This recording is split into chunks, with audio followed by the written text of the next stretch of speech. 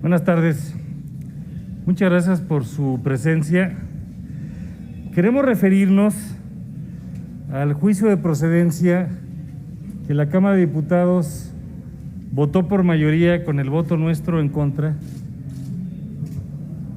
en el caso del señor gobernador de Tamaulipas, Francisco Javier García Cabeza de Vaca. Y ahora que probablemente tendremos periodo extraordinario esta semana con temas de la sección instructora, queremos manifestar nuestra preocupación y anunciar un punto de acuerdo. Diagnóstico. La Cámara de Diputados informó al Congreso local de Tamaulipas y de conformidad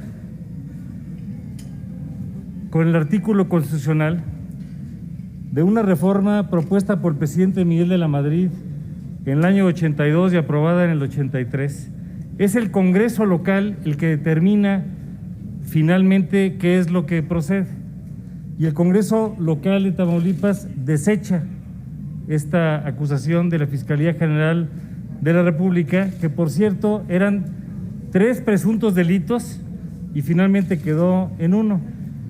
Sin embargo, estamos en un limbo jurídico porque de manera inapropiada el juez Iván Aarón Seferín Hernández, juez octavo distrito de Reynosa, faltando a la ley, dictó una orden de aprehensión contra el gobernador de Tamaulipas, situación que después la Suprema Corte de Justicia corrigió.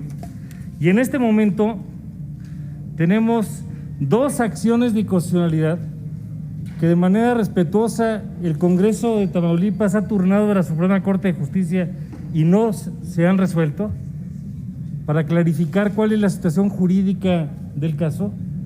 Y hay otro que el propio gobernador a título individual también sometió a la Suprema Corte de Justicia de la Nación.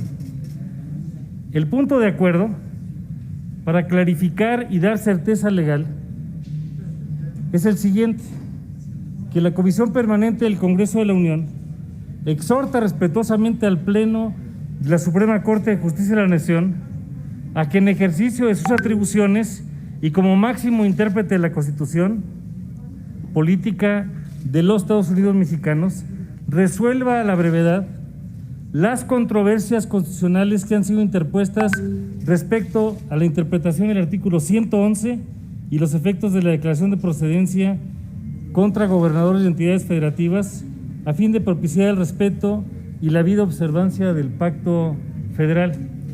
Aquí nosotros queremos subrayar 3 principios. El primero es el federalismo y el respeto a la soberanía local, donde no hay duda alguna que la Carta Magna subraya que la palabra final la tiene el Congreso local. Segundo, queremos que se aclare por la Corte cuál es la situación jurídica de certeza del caso. Y tercero, subrayamos que conforme a derecho seguimos en la presunción de inocencia. Esto lo queremos clarificar porque probablemente lleguen 2 casos de juicio de procedencia a la Cámara de Diputados y habrá que ver cada caso por su propia circunstancia, sus hechos y sus derechos. Y no queremos que de manera ocurrente, mediocre, improvisada y demagógica algún actor político quiera mezclar estas condiciones. Félix Muñiz. ¿Qué tal, senadores y diputados? ¿Esta resolución de la Corte que ustedes piden tendrá que ser antes de que se instale la nueva Cámara de Diputados? ¿O podría ser después? Esa sería una.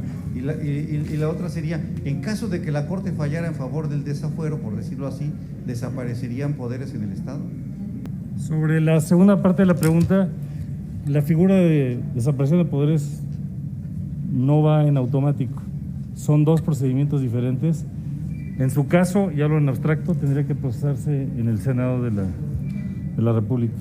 Nuestra petición comedida es para dar certeza a todos los actores y además por respeto a la soberanía local, por respeto a los tamaulipecos, a la investidura del gobernador y al Congreso local de Tamaulipas. Les pregunta ahora Maru Rojas de Grupo Fórmula.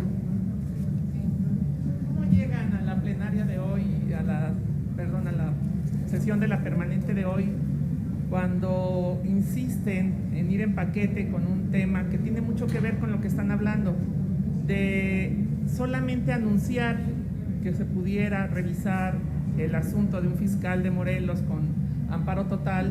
Podríamos estar llevando a la posibilidad de desaforar a todos los fiscales del país. ¿Es así? Y el PAN en este sentido, ¿cómo va?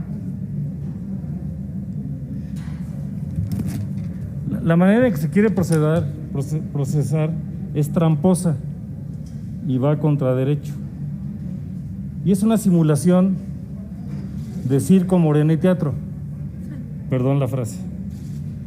Nosotros estamos a favor del juicio de procedencia contra los 2 diputados y en su momento, si se autoriza, estaremos en contra del caso de Morelos.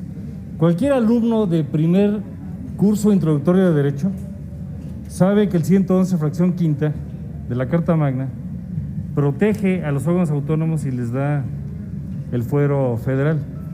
Ahora, voces de despotismo no ilustrado quieren meter el caso del procurador de Morelos, pero nosotros vamos a votar a favor del periodo extraordinario y ya no queremos entrar en estos juegos de espejos y de simulación para poder proteger a cualquier persona, y ese será el sentido de nuestro voto.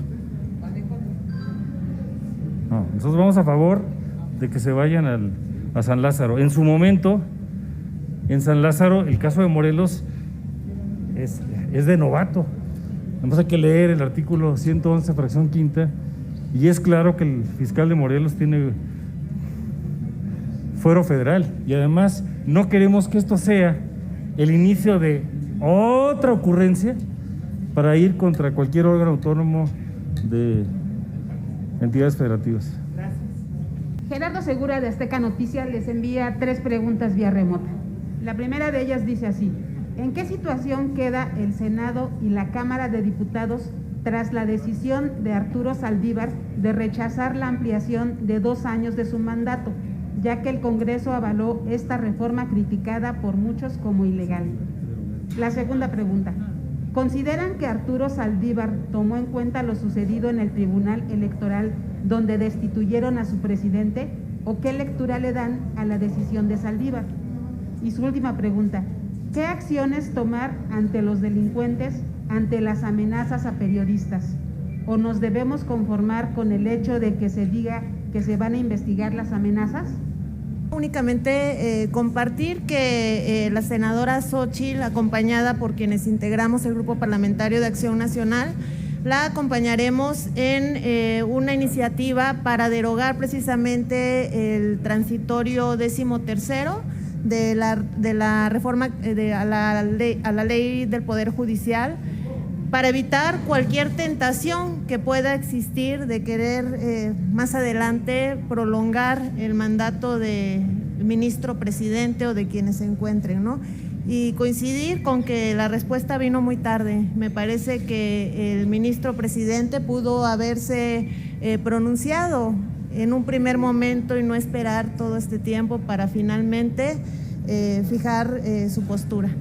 Y finalmente, en el tema de la periodista Azucena Uresti, manifestar toda nuestra solidaridad con ella y al mismo tiempo exigir al gobierno las medidas necesarias de protección para su persona, pero también para todas y todos los periodistas de este país, que como lo hemos visto también y lo hemos denunciado en varias ocasiones, también el periodismo ha sufrido la ola de violencia más grande de la cual tenga registro este país. Estaríamos exigiendo las medidas necesarias de protección para ella y para todas y todos los periodistas de este país. Nadie tiene que ver amenazada su integridad física ni su vida por ejercer la libertad de expresión en este país. Exigimos las medidas de protección necesarias y nuestra solidaridad con ella y con todas y todos los periodistas de este país.